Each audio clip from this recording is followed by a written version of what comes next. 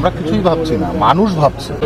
আমাদের ভাবনা simple vote করানো আগামী বিধানসভাতে। মানুষ ভাবছে যে স্ট্র্যাটেজি বদল মানে ভোট পলিসি। হঠাৎ করে জগন্নাথ মন্দির 2 বছর 3 বছর ধরে ওখানে কাজ চলছে, কেউ জানে না, সেটাকে হাইলাইট করিয়ে দেওয়া তো স্বাভাবিক ব্যাপার। এটা কি পলিটিক্স চলছে মানুষ তো বুঝতেই পারছে, তো মানুষ সময় মতো জবাবও দেবে। দেখুন, মতুয়া ভোট জনতা পার্টির পক্ষে যাবে, কেননা সিএ একটা বড় ফ্যাক্টর। সিএ তে যারা ভুগছে তারা স্বাভাবিকভাবে সেন্ট্রাল গভর্নমেন্টের পার্টিকেই ভোট দেবেন, তো ভারতীয় জনতা পার্টির ভোট পাওয়াটা স্বাভাবিক ব্যাপার। আর হিন্দু তো এক একটা হচ্ছে, বিগত সময় দেখেছেন যে কিভাবে হিন্দুর উপরে অত্যাচার চলেছে, তো হিন্দুরা তো এক একটা হওয়াটা স্বাভাবিক ব্যাপার, এখানে কোনো কোশ্চেনই আসছে না। রথযাত্রা আমাদের একটা সংস্কৃতি, একটা কালচার, তো সেটাকে আমরা সবসময় সামনে রেখে আমরা চলার চেষ্টা করি।